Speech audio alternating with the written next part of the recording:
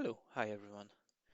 So in today's video we will talk about an Hello World application for the Arduino Uno, um, which we will create. So we need an Arduino Uno, we need a breadboard.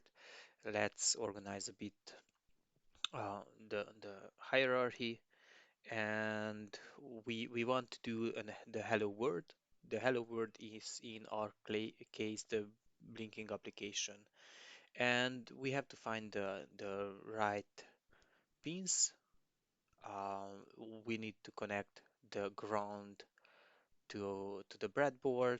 Let's organize a bit um, the schematic just to be more user friendly and more visible.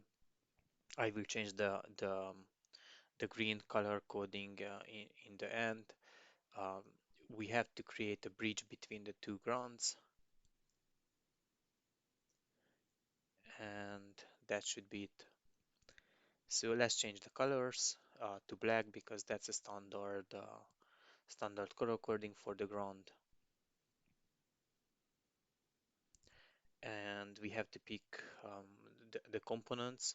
So in our case, we will use a red LED. And since we don't want to burn out physically that red LED after we have connected to the ground, we have to use a resistor between the signal, which is 5 volt in our case, and between that LED.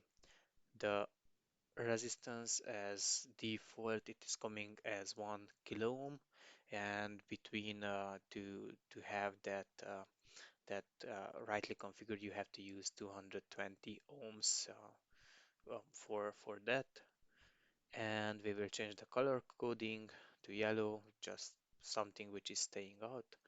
And as I have talked in the previous video, I'm already using the bridges in in the in the breadboard. And let's connect to pin 13 because pin 13 is our LED code, LED the LED pin out, and we need to change to the pin mode, the built-in LED to 13. Actually, the 13 and the built-in LED address is the same for the Arduino Uno, so you will see that the built-in LED and the LED is blinking.